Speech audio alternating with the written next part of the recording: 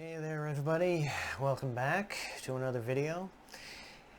Yeah, this is going to be just an informal sort of video I wanted to throw together. Feeling pretty good today, and basically the subject of this video today is Marvels. It's the 4-issue miniseries that was produced by MarvelComics back in 1994. And this has to be one of the all-time classics, of course, from Marvel Comics. It basically features the developing story over the 4 issues concerning a photographer who eventually works for the Daily Bugle, who witnesses various events throughout a period of time from 1939 until 1974, and he is not only a witness but also photographs some of these events for posterity. And this is an excellent series, and it's something that I've loved for quite a long while, actually. Though when it first came out in 1994, I had seen ads for it, in particular in an issue of Marvel Age. It was 130, I believe, and yeah, it was a great miniseries, and I just want to talk a little bit more about it. Now, I'm going to be referring to some information on my laptop here, so just please bear with me. Alright, so just get this here. Now, Marvels was a 4-issue miniseries from January to April of 1994, and the writer of the series was Kurt Busiek, with the painted art by, of course, none other by legendary artist AlexRoss. Now, the 4 issues were also followed by an issue 0 in August of 1994, which contained a 12-page origin story of the original 1940s Human Torch, 2 text articles, and 18 pages of Ross superhero pinups. All right. Now, I just want to offer brief overviews of all 4 issues, just to give you a taste of what each one of them was like, without giving away giving away plots or giving away too much information. So just bear with me about that.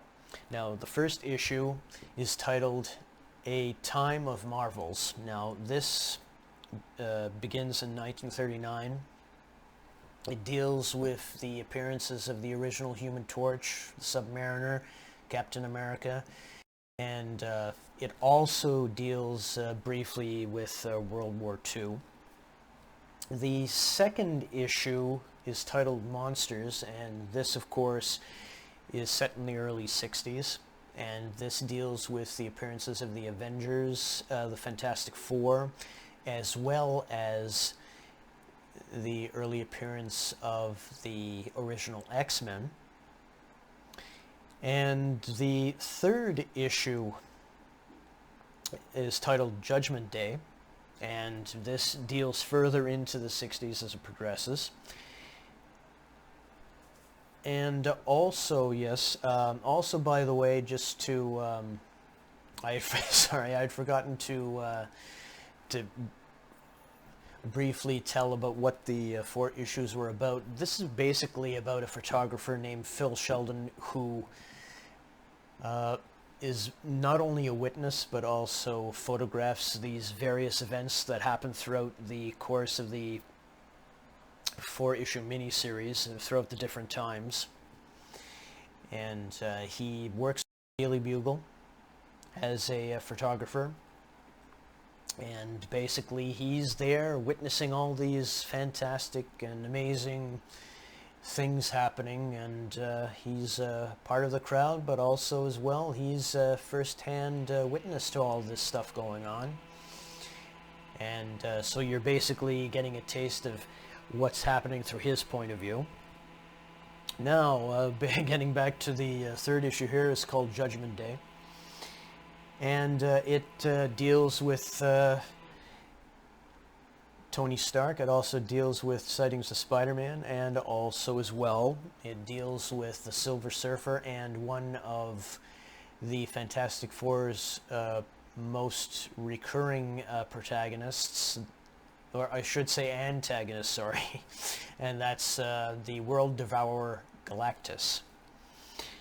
And the fourth issue, this is in the early 70s, and this has to do also mainly with Spider-Man here. He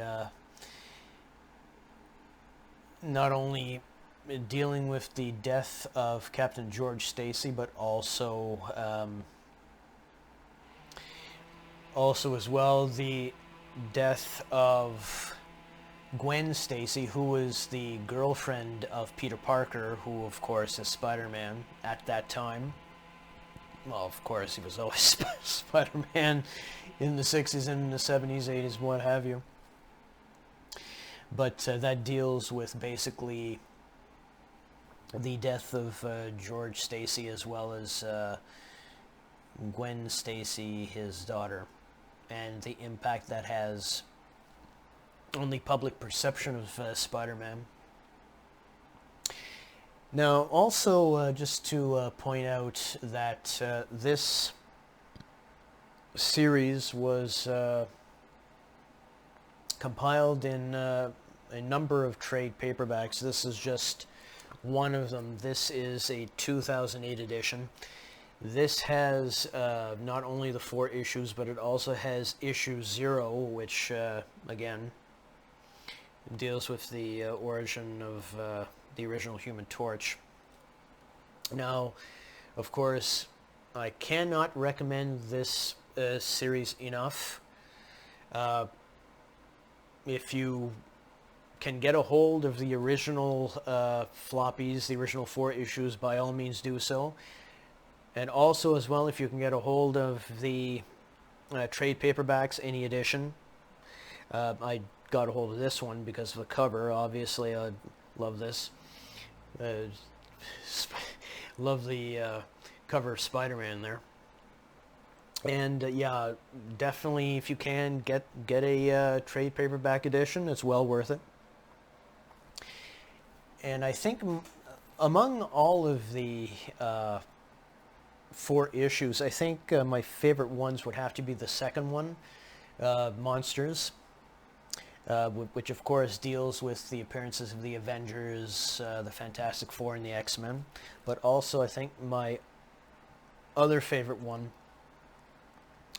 would have to be the 4th one, the day she died, and that deals, of course, with Spider-Man and his battles with not only Dr. Octopus, but also the Green Goblin. And yeah, all of the art in this is just fantastic. I highly recommend this series. Yeah, I can't say good enough things about it. It is just fantastic. Now, just for some information here, this miniseries had won a number of Eisner Awards, 3 in fact, and of course, one of the Eisners was, of course, for the best limited series. It also won an Eisner Award for the best publication design. But the most important Eisner Award went to AlexRoss. Yeah, definitely. He deserved that award for sure in 1994, and yeah, the artwork throughout this is just incredible. He does such a fantastic job with the artwork here. I think he should have gotten more and more awards. I think he did, but yeah, the accolades were just tremendous for this series and for his later work. Like I say, I cannot say enough good things about it. and especially about the art. The story is fantastic too, don't get me wrong. I mean, Kurt Busiek did a fantastic job though with making the photographer Phil Sheldon as the focus of his reactions to what was going on around him during all those times, and seeing all these things happening is just, yeah, it was an inspired choice though to tell the story through his reactions, through his eyes. So that's, yeah, definitely great storytelling there as well. So yeah, can't say enough good things about it. Definitely get this series, get the trade paperback, by all means. It's be well worth your time and money. So I guess that's it for now, folks. Thank you very much for watching, and until the next video, take care, and so long for now.